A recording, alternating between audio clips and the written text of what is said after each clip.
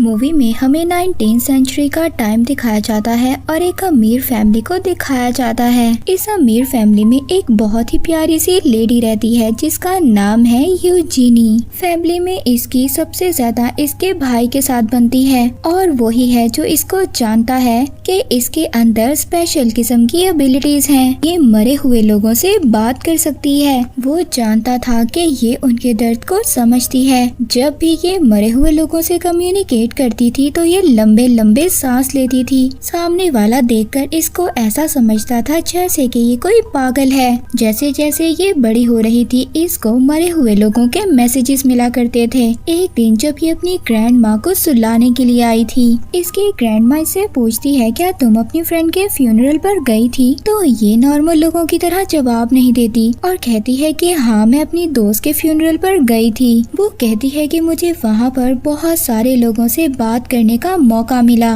दरअसल ये यहाँ पर मरे हुए लोगों के बारे में बात कर रही थी। इसकी ग्रैंड माँ को भी इसके इस बिहेवियर की आदत हो गई थी। इस वजह से वो इसके बिहेवियर से अक्सर परेशान रहा करती थी। इसकी ग्रैंड माँ इसको कोई भी जवाब नहीं देती। यूजीनी अपने भाई के साथ मार्केट में जा रही थी क्योंकि इसको अकेले जाना अलाउ नहीं था। ये बाहर जाकर बहुत ज्यादा एंजॉय करती है। ये गलियों में घूमती रहती है। फिर इसके बाद ये एक कैफे में जाती है। वहाँ पर ये एक आदमी को देखती है जो स्पिरिट्स के बारे में बुक पढ़ रहा था। ये आदमी यूजीनी को अपना इंट्रोडक्शन करवाता है और काफी देर तक इससे बातें करता रहता है। जिसके बाद यूजीनी उसको बताती है कि ना तो मैं तुम में इंटरेस्टेड हूँ और ना ही तुम्हारी बातों में। वो तो कब से इस बुक को देख रही थी। जब इस लड़के को पता चलता है कि ये इस बुक में इंटरेस्टेड है तो वो लड़का एक रात के लिए यूजीनी को ये बुक दे देता है कि एक रात के लिए यूजीनी इस बुक को पढ़ सकती है। अब यूजीनी इस बुक को घर ले आती है और वो सारी रात इस बुक को पढ़ती रहती है। इस बुक को पढ़कर उसको अपना पर्पस समझ आया कि कैसे मरे हुए लोगों के साथ कम्युनिकेट किया जाता है और कैसे उनकी मदद की जाएगी। इन दोनों बहन भाइयों को देखते हैं जो कि एक और वेल्थी फैमिली के साथ हैं। यूजीनी के फादर उससे बात करते हैं। दरअसल यूजीनी के फादर उसको पसंद नहीं करते थे और ना ही उससे ज्यादा प्यार करते थे क्योंकि यूजीनी अपनी फादर की एक्सपेक्टेशंस के खिलाफ थी। यूजीनी के फादर को ऐसी लड़कियां बिल्कुल भी पसंद नहीं थी जो हम्बल होती हैं और गरीब लोगों का ख्याल रखती हैं। कि यूजीनी अमीर होने की डेफिनेशन को समझ नहीं पाई। वो समझते थे जो गरीब लड़कियां होती हैं वो काइंड और हम्बल होती हैं और वो लड़कियां गरीबों की तरह ही लगती हैं। वो अमीर लड़कियां बिल्कुल भी नहीं लगती। इस तरह इनका रिलेशन बहुत ज्यादा वीक था। एक दिन जब वो अपनी ग्रैंड माँ के बालों में ब्रश कर रही थी, ये उसकी रोजाना की रूटीन थी। तभी अचानक से एक डेथ सोल उससे बात करने की कोशिश करती है। यानी कि कोई मरा हुआ इंसान उससे बात करने की कोशिश कर रहा था। ये यकदम से अपनी ग्रैंड माँ की केयर को छोड़ देती है। तम से जाकर ड्रॉर में बहुत सारी चीजें निकालती है और यहाँ तक कि उसको एक नेकलेस मिलता है। ये नेकलेस देखकर उसकी ग्रैंड माँ बहुत ज्यादा हैरान हो जाती है क्योंकि ये नेकलेस उनके हस्बैंड ने उनको बहुत सालों पहले गिफ्ट किया था, जो कि ग्रैंड माँ को लगता था कि चोरी हो गया है क्योंकि इतने सालों से ये नेकलेस मिल नहीं रहा था। तो यूजीनी की ग्रैंड मदर उससे पूछती हैं कि ये नेकलेस यहाँ पर है, इसके बारे में तुम्हें किसने बताया? तभी हम देखते हैं कि यूजीनी की कंडीशन ठीक नहीं है। यूजीनी बताती है कि अभी अभी ग्रैंड पा ने मुझसे बात की है। उन्होंने मुझे बताया था कि ये नेकलेस कहाँ पर है। अगली सुबह यूजीनी की मदर उसको उठाने आती हैं और कहती हैं कि यूजीनी उठ जाओ, तुम्हारे फादर तुम्हें स्टोर लेकर जा रहे हैं। ये सुनकर यूजीनी बहुत ज्यादा खुश होती है क्योंकि उसके फादर कभी भी उसको ऐसे स्टोर लेकर नहीं गए थे और इसके फादर ने तो इसको अकेले बाहर जाना भी अलाउ नहीं किया था। तभी ये रास्ते में अपने फादर और अपने भाई के बिहेवियर को नोटिस नहीं करती जो कि बहुत ज्यादा अजीब था। जिस व्हीकल पर यूजीनी को लेकर जा रहे थे तभी वो देखती है कि इसके फादर की सीट के नीचे बहुत सारा सामान था और ये समझ गई थी कि कुछ ना कुछ तो गलत होने वाला है। ये अपने भाई से पूछती है कि मुझे कहाँ पर लेकर जा रहे हो। तभी ये विंडो से बाहर देखती है एक औरत खड़ी थी जो इसको बहुत ही अजीब तरीके से घूर रही थी। ये देखकर बहुत ज्यादा डर जाती है। तभी हम देखते हैं दो लोग इसको घसीट कर लेकर जा रहे थे। ये बहुत ज्यादा चिल्लाती है, अपने भाई और अपने फादर को आवाज देती है, मगर वो दोनों इसको बहुत ही खामोशी से देख रहे थे। फिर यूजीनी को अंदर ले जाया जाता है। तभी हम यूजीनी के भाई को देखते हैं जिसको वॉमिट हो रही थी। वो बहुत ज्यादा डरा हुआ था क्योंकि वो काफी ज्यादा शर्मिंदा था कि वो अपनी बहन को ऐसी जगह पर लेकर आया है, ये लोग उसके साथ क्या करेंगे। तभी हम यूजीनी को देखते हैं, उसको अंदर लाया जाता है और उसको एग्जामिन किया जाता है। तभी वो चिल्ला चिल्ला कर सबसे कह रही थी कि मैं पागल नहीं हूँ, जैसे कि इसकी जिंदगी का तो एक ही मकसद था, इसने प्रूव करना था कि वो पागल नहीं है। अब यूजीनी को एक रूम में ले जाया जाता है। वहाँ पर बहुत सारी लेडीज थी जो पागल थी और कुछ लेडीज वहाँ पर ऐसी थी जो यूजीनी की तरह थी, वो पागल नहीं थी। उनको टॉर्चर कर कर पागल कर कर यहाँ पर रखा गया था। यहाँ पर एक और लेडी थी जो बिल्कुल यूजीन की तरह थी। वो यूजीनी की हेल्प भी करती है उसको यहाँ पर सेटल होने में। तभी हम देखते हैं कि यूजीनी की फ्रेंड को ट्रीटमेंट के लिए बुलाया जाता है। उसको बहुत सारे मेल डॉक्टर्स बुलाते हैं। ये देखती है कि वो उसको एक पेशेंट की तरह ट्रीट नहीं कर रहे थे, बल्कि एक ऑब्जेक्ट की तरह ट्रीट कर रहे थे। वो उसको हिप्नोटाइज भी करते हैं। वो डॉक्टर्स उसका बहुत बुरे तरीके से ट्रीटमेंट कर रहे थे, यहाँ तक कि वो नीचे भी गिर जाती है, मगर फिर भी उन लोगों को उस पर तरस नहीं आता। यहाँ पर कोई भी डॉक्टर ऐसा नहीं था जो पेशेंट्स का ख्याल रखता, मगर हाँ, यहाँ पर एक नर्स थी जो सभी पेशेंट्स का ख्याल रखा करती थी।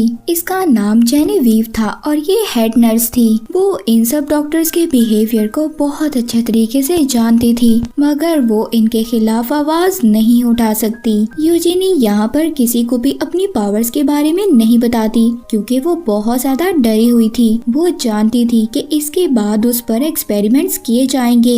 एक दिन वो जेनेवीव को उसके सिस्टर के मैसेज के बारे में बताती है। एक्चुअली में जेनेवीव के सिस्टर जिसकी डेथ हो गई थी, वो कांटेक्ट करती है यूजीनी से, मगर वो हेड नर्स यूजीनी पर बिल्कुल भी ट्रस्ट नहीं करती। मगर जब यूजीनी उसको खास सीक्रेट बातें बताती है जो सिर्फ जेनेवीव और उसकी सिस्टर के दरमियान में थी, तो वो शॉक्ड रह जाती है, मगर वो यूजीनी से कुछ भी नहीं कहती और वहाँ से चली जाती है। इसके बाद अगले दिन यूजीनी की फाइनल इवैल्यूएशन थी और वहाँ पर डॉक्टर्स ने यूजीनी से बहुत सारे क्वेश्चंस करने थे और वो इन सभी क्वेश्चंस में यूजीनी से ये एडमिट करवाता है कि वो अभी भी स्पिरिट से बात करती है। अब जब ये इस बात को मान जाती है तो डॉक्टर्स कहते हैं इसको और ज्यादा देर इस असाइलम में रखा जाएगा।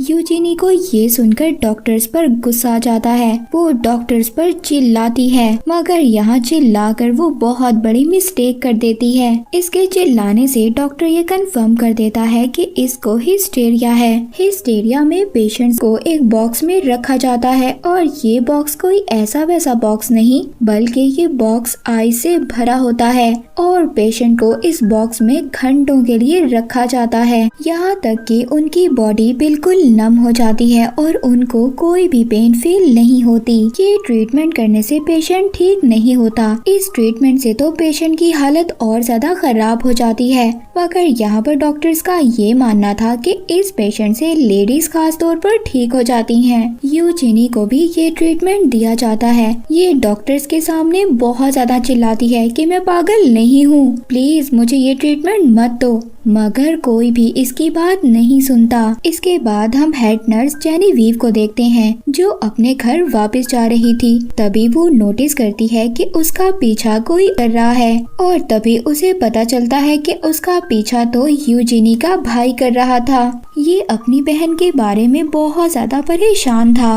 ये जेनेवीव को बताता है कि मेरी सिस्टर के पास स्पिरिट से बात करने की पावर्स हैं और वो अब अपनी बात को प्रूव करने के लिए उसको यूजीनी की बुक भी देता है और कहता है कि ये बुक मेरी बहन को दे देना। वो हेड नर्स वो बुक ले लेती है जो उसने यूजीनी को देनी थी। अब वो भी इस मैटर में बहुत ज्यादा इंटरेस्ट ले रही थी। हम देखते हैं कि वो सारी रात इस बुक को पढ़ने में लगा देती है और जब वो उस बुक का कंटेंट पढ़ती है तो वो काफी ज्यादा डिस्टर्ब हो जाती है। बुक पढ़कर अब उसको यही लगता है कि यूजीनी बिल्कुल सच कह रही थी, उसने मेरी बहन से बात की है।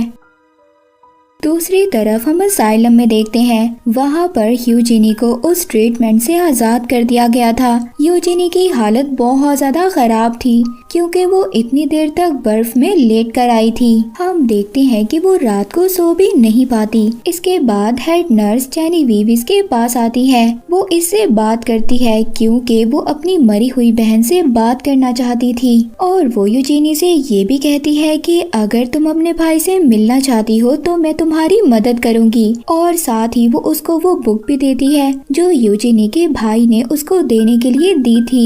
यूजीनी कहती है कि सिर्फ वो अपने भाई से मिलना नहीं चाहती बल्कि यहाँ से निकलना चाहती है। उसका तो गोल ही यही है, यहाँ से निकलना, मुकम्मल आजादी चाहती है। जेनेविव उसको कहती है कि ये तो इम्पॉसिबल है, मगर हाँ मैं कोशिश जरूर करूंगी जो मैं कर सकती हूँ। यूजीनी बहुत ज्यादा कोशिश करती है मगर फिर भी वो उसकी सिस्टर से कम्युनिकेट नहीं कर पाती। तभी हम देखते हैं कि यूजीनी की हालत बहुत ज्यादा खराब हो रही थी। यूजीनी कहती है कि तुम्हारे फादर बहुत बड़े रिस्क में हैं। जेनेविव जल्दी से भागकर अपने घर जाती है। जब वो घर जाकर देखती है तो वो टेबल पर एक पड़ा हुआ नैपकिन देखती है जिस पर के खून लगा हुआ था। तभी ये अपने फादर को देखती है जो बेहोश होने वाले थे, मगर इसने टाइम पर जाकर उनको रेस्क्यू कर लिया था। अब इसी तरह असाइलम में टाइम गुजरता रहता है और 1 महीने का टाइम गुजर चुका होता है। यूजीनी को रोज आइस टब में डाला जाता था और वो इस तकलीफ से रोजाना गुजरती थी। वहाँ पर जितनी भी लेडीज थी, किसी भी लेडी के साथ सही सलूक नहीं किया जाता था। एक दिन यूजीनी देखती है कि एक पेशेंट की हालत बहुत ज्यादा खराब हो जाती है सिर्फ ओवरडोज की वजह से और साथ ही डॉक्टर की गलत प्रैक्टिसेस की वजह से। ये देखकर यूजीनी को बहुत ज्यादा गुस्सा आ जाता है। यूजीनी अपने आप को कंट्रोल नहीं कर पाती और वो गुस्से से कहती है कि इन सब पेशेंट्स की हालत के जिम्मेदार सिर्फ आप लोग हो। यूजीनी के इतने ज्यादा चिल्लाने की वजह से इसको आइसोलेशन के लिए भेज दिया जाता है। यूजीनी को ऐसे रूम में भेजा जाता है जहाँ पर लाइट भी नहीं थी। वहाँ पर एक विंडो थी जिसको बंद किया गया था। ये जो नर्स यूजीनी को इस रूम में ला रही थी, ये नर्स विंडो को कभी कभी खोल देती थी मगर अब ये ऐसा बिल्कुल भी नहीं करती और यूजीनी को अब बिल्कुल भी रोशनी देखने की इजाजत नहीं थी। ये नर्स बहुत ज्यादा सख्त थी। ये सब पेशेंट्स को खिलौना समझती थी। यूजीनी इस रूम में बहुत सारे स्पिरिट से बातें करती है जो यहाँ पर रहा करती थी और यहीं पर रहते रहते उनकी डेथ हो गई। ये सब चीजें यूजीनी को बहुत ज्यादा डराती थी। ये बार बार उसी नर्स को आवाज दे रही थी जो इसको यहाँ पर लेकर आई थी, मगर इस नर्स को कोई भी फर्क नहीं पड़ता था। यूजीनी जिसको स्पिरिट्स का बहुत ज्यादा शोर सुनाई देता था और वो इस शोर की वजह से खाना भी नहीं खा पाती थी। एक दिन जब वही नर्स इसके रूम में आती है, इसको बहुत ज्यादा डांटती है मगर यूजीनी उसकी कोई भी बात का जवाब नहीं देती और खामोशी से बैठी रहती है और वो यूजीनी के सामने बहुत ही मजेदार खाना खुद खा जाती है। ये देखकर अब यूजीनी बोल पड़ती है, तुम्हारी मदर को देख सकती हूँ। यूजीनी कहती है कि मैं तुम्हारी मदर से बात की है, वो यहीं इसी रूम में मरी थी। तो वो नर्स कहती है कि हाँ तुम बिल्कुल ठीक कह रही हो, मैंने ही अपनी मदर को इस रूम में मारा था। और फिर यूजीनी उस नर्स के बच्चों का टॉपिक निकालती है, कहती है कि तुम्हारे बच्चों को तुम्हारी मदर ने मारा था। ये सुनकर अब वो नर्स वहाँ पर रो रही थी, पर तभी वो यूजीन का गला पकड़ लेती है और कहती है कि आइंदा की बात मेरे सामने मेरे बच्चों का नाम मत लेना। और फिर ये नर्स यहाँ से चली जाती है। अब जैसे ही ये नर्स यहाँ से जा रही थी, इसके साथ एक लड़की टकराती है और वो चुपके से इससे चाबियां ले लेती है और ये लड़की ये कीज जाकर हेड नर्स जेनेविव को दे देती है। एक्चुअली में ये सारा प्लान जेनेविव का था कि वो कीज को उस नर्स से चोरी करवाएगी। वो यूजीनी के डोर के पास जाती है और यूजीनी से बात करती है। यूजीनी अब उस हेड नर्स को उसकी सिस्टर की सभी बातें बताती है। जेनेविव जब ये सब बातें सुनती है तो वो बहुत ज्यादा शॉक्ड हो जाती है और फिर यूजीन का शुक्रिया अदा करती है कि उसने कैसे उसकी बहन की सब बातें उस तक पहुंचाई। और अब वो ये प्रॉमिस करती है कि वो यूजीन को यहाँ से निकालेगी। अब ये नर्स जाकर डॉक्टर से कहती है कि यूजीनी की हालत काफी ज्यादा ठीक हो गई है और अब उसको आइसोलेशन से बाहर निकाल लेना चाहिए। डॉक्टर को यहाँ पर हेड नर्स पर शक तो हो रहा था, मगर फिर भी वो अलाउ कर देते हैं कि यूजीनी को कॉमन वार्ड में शिफ्ट कर दिया जाए। यूजिनी को अब उस डार्क रूम से बाहर निकाल दिया गया था। यूजिनी इतने दिन के बाद बाहर आई थी। वो बाहर की हवा देखती है, रोशनी देखती है तो बहुत ज्यादा खुश हो जाती है। तभी वो वहाँ पर अपनी उसी फ्रेंड को देखती है जो कि अब व्हील चेयर पर थी। डॉक्टर के गलत एक्सपेरिमेंट्स की वजह से यहाँ पर असाइलम में अब एक दिन बॉल का आता है। ये दिन ऐसा था कि इस दिन सभी पेशेंट्स को न्यू कपड़े पहनने का मौका मिलता था और वो सभी पेशेंट्स बहुत सारा एंजॉय करते थे। ये सब लोग ऐसे एंजॉय करते हैं कि जैसे ये बिल्कुल नॉर्मल हो। यूजिनी के भाई को भी इस पार्टी का इनविटेशन दिया जाता है। वो भी इस पार्टी में इनवाइट किया गया था। यूजिनी का भाई अब पार्टी में आ गया था। यूजिनी जब अपने भाई को देखती है तो वो ऐसा प्रिटेंड करती है कि जैसे वो इसको जानती ही ना हो, क्योंकि ये दोनों एक साल बाद मिल रहे थे। ये दोनों सबको ऐसा शो इसलिए करवा रहे थे क्योंकि ये यहाँ से भागने वाले थे। तभी जब ये भाग रहे थे तभी वो नर्स जिसने अपनी मदर को मारा था वो इन दोनों को देख लेती है। वो पकड़ने की कोशिश कर रही थी। तभी वहाँ पर एक और लेडी उस नर्स को पकड़ लेती है। इसके बाद ये लेडी और भी ज्यादा पागल हो जाती है। ये वहाँ पर सभी डॉक्टर्स पर अटैक कर रही थी। ये लेडी सबको सबक सिखा रही थी कि कैसे उन्होंने पेशेंट्स को ट्रीट किया। दूसरी तरफ हम जेनेविव को देखते हैं जो कि यूजिनी के साथ बाहर नहीं जाना चाहती थी क्योंकि वो यहीं रहकर बाकी लेडीज की हेल्प करेगी जिसको उसकी मदद की जरूरत है। इसके बाद कुछ सालों बाद का टाइम दिखाया जाता है जहाँ पर हम यूजिनी को देखते हैं जो कि सबसे दूर रहती थी। वो पहली मर्तबा अपनी लाइफ से इतनी ज्यादा सेटिस्फाइड थी और बहुत ज्यादा हैप्पी भी। ये मूवी यहीं पर एंड हो जाती है।